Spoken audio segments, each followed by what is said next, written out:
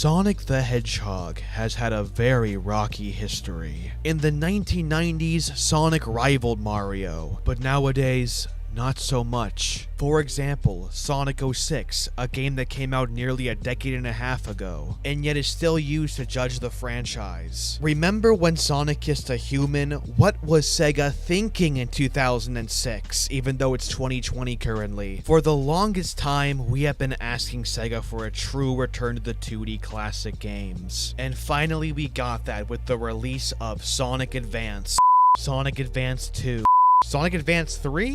Sonic Pocket Adventure, right? Sonic Rush, right? Sonic Rush Adventure, that's the one.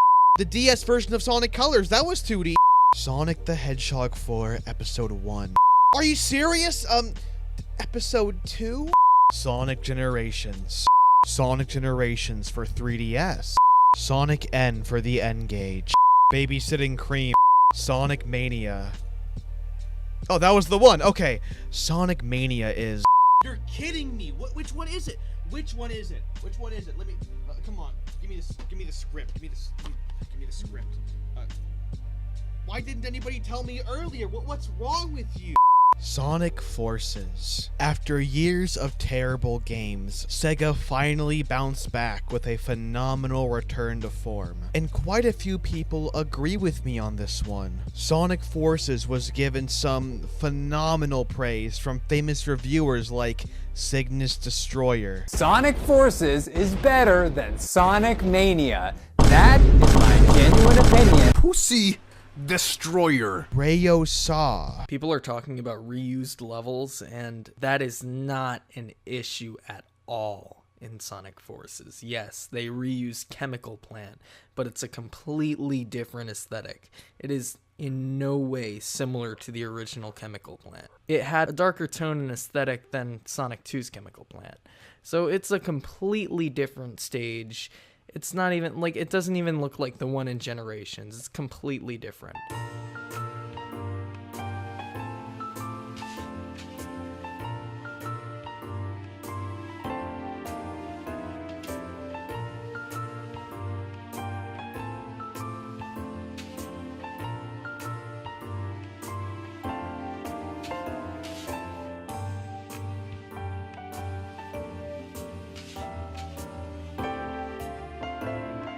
And Mick G TV, aka the director of Terminator Salvation. McGee TV. When the MLG kick in. Sonic Team included Classic Sonic to try and reel in Classic Sonic. All of these people, famous game critics who have given Sonic Forces glowing scores. And I am going to throw my hat into the ring. This is why Sonic Forces is a good game. For one thing, the game is much more linear. The game steers corners for you. There are cinematic QuickTime events. Enemies are set up like bowling pins. Most of the game is running in a straight line. People look at this as being too linear or a step back from Generations, but they're all stupid poopy heads who don't understand true cinematic gaming. Games like Uncharted and The Last of Us are extremely linear, but yet while those games are praised, Sonic Forces is lambasted, and yet Call of Duty is consistently given 8s and 9s every year. Of course, I've never actually played an Uncharted game or a Last of Us game or a Call of Duty game. I'm only 12 and I'm not actually allowed to play those games. Moving on, we have the modern Sonic segments. This is, in my opinion, peak modern Sonic. This is the best version of 3D modern Sonic we have gotten thus far. For one thing, his movement has been extremely streamlined. In Generations, it was overwhelming with how many pointless moves you had. You had short hopping, drifting, light dashing, and wall jumping. Forces takes away all of these from the modern Sonic gameplay. Now it is literally boost to win, and it is brilliant. When you reach a tight corner, it is so much more cinematic when the game turns for you. And Sega even references their past when they put a bunch of speed boosters on a tight turn, referencing Sonic the Hedgehog 4 Episode 1. This is easily one of the most polished modern Sonic experiences in the current 3D landscape. Next up is Classic Sonic, and oh man, did they improve Classic Sonic. For one thing, they removed his spin dash button, streamlining him from generations even further. Furthermore, when you bounce off of an enemy in the air, instead of carrying your momentum forward, the game stops you dead in your trails, adding much more challenge to the game. It's almost like Dark Souls. They also gave him the drop dash, which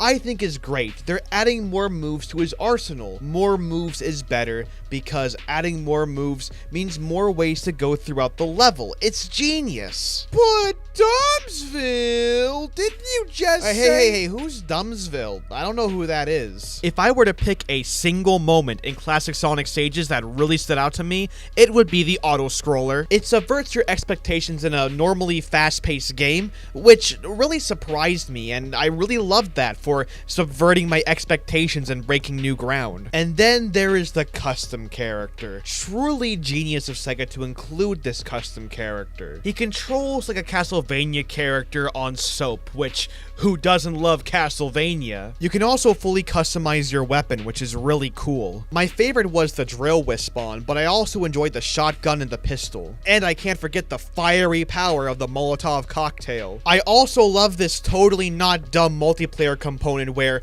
when you want to replay a level, you actually have to do it a certain way because of the online functionality. It's really not dumb at all and really smart. Next up is the truly epic storyline, and I ain't talking epic Mickey epic where it's all fake. I'm talking real no bullshit type epic. First of all, the writing is just so brilliant. Without Sonic, the people are losing hope and giving into despair. Now, the line you just heard used the fancy wording, giving into despair. Vector could have just said, getting more desperate, or losing faith in our resistance, but no. Vector said, giving into despair, which means this game is a lot more intelligent than a lot of previous Sonic games. Furthermore, rather than show us the aspects of the war that would actually be traumatizing, the game rather tells us how bad war is. None of this is good, Vector. That's why it's called war. This allows us, the audience, to imagine how the war would actually be, retroactively making it a lot more scarier. I mean, I could totally imagine Eggman committing genocide and war crimes on these poor little animals. In fact, I wrote a whole fanfiction about it. Check it out on my Wattpad and fanfiction.net pages. My story includes an alternate version of Sonic Forces where Eggman pulls together a bunch of war crimes and starts massacring a bunch of animals. There's even a full white phosphorus scene, and I think that's really intense and very scary, and I think you guys should read this fanfiction. There's even Sonimi in it, which if you guys don't like that, I think your families should die and starve to death, but that's just my opinion. If you don't like it, don't read. I'm just saying that. Please, just give me positive feedback. Thank you very much. Speaking of Amy, her characterization is great in this game. Allow me to show you one specific example. Okay. Nipples first. Wait a minute, what the hell is this? Homefront the Revolution? Wait, what? Wait, huh? What's that? What? No, that's not, no, it can't have the same story. Well, except for this brave kid who survived the battle and made it here in one piece. Meet our newest recruit. You'd only just joined Harvey's crew, right? I'm sorry about what happened, but you survived. We could use a guy like you. If we want the people to rally, we have to show them that strength doesn't just come from numbers. We need more people like you. People willing to join the uprising.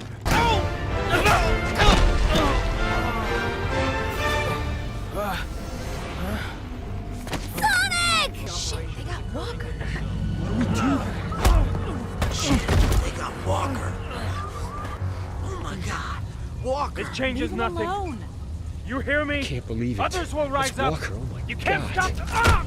You're telling me that this random Far Cry clone about North Koreans has the same story as Sonic Forces? You gotta be kidding me. You can't be serious. So Sonic Forces saved the Sonic franchise by having a darker tone, great gameplay, Eggman taking over the world, and Sonic kissing a human. I give this game a Homefront the Revolution out of 10. Now, if you excuse me, I have some unfinished business to take care of.